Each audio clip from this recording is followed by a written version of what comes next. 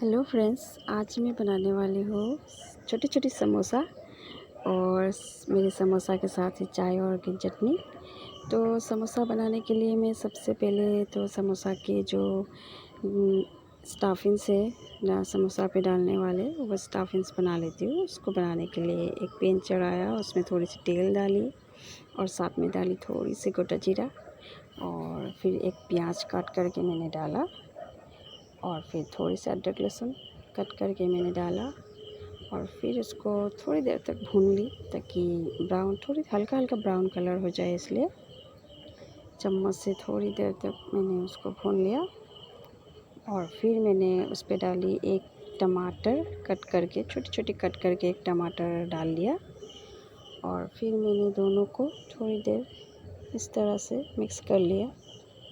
और फिर मैंने उस पर डाली ऊपर से हल्दी जीरा डाली, फिर रेड चिली पाउडर, फिर थोड़ी सी चाट मसाला और फिर मैंने डाली ब्लैक पेपर थोड़ी सी डाल दी। और फिर जो मैंने आलू को मैश करके रखी थी, साथ में है येलो मटर जो मैंने बॉईल करके मैश कर लिया था, उसको मैंने ऊपर से डाल दिया और फिर मिक्स कर लिया। और फिर मैंने थोड़ी सी नमक डाली और फिर मैंने मिक्स कर लिया और फिर थोड़ी सी मैंने धनिया पत्ता डाल दी और फिर इसको मैंने मिक्स कर लिया। इस तरह से मिक्स कर लिया तो हो गई स्टफिंग्स। और फिर अब मैं छोटी छोटी रोटी बना रही हूँ जिससे समोसा बनेगा। इस तरह से छोटी छोटी करके मैंने रोटी बना लिया और फिर इस तरह से मैंने उसको बनाया। इस तरह से मैंने उसको फोल्ड किया, फोल्ड करके थोड़ी सी पानी लगाया ताकि वो बाद में खोल ना जाए। और फिर इस तरह से इसको खोल के इसके अंदर मैंने स्टफिंग्स को डाल दिया। इस तरह से चम्मच से मैंने स्टफिंग्स को डाला अंदर तक और फिर दोनों तरफ से इसका मुंह इससे करके बंद कर दिया और फिर थोड़ा दबा दिया ताकि खोल ना जाए। दबाने के बाद मैंने थोड़ी सी उस पर पानी लगा दिया, नहीं खोलने के लिए थोड़ी सी पानी लगा दिया।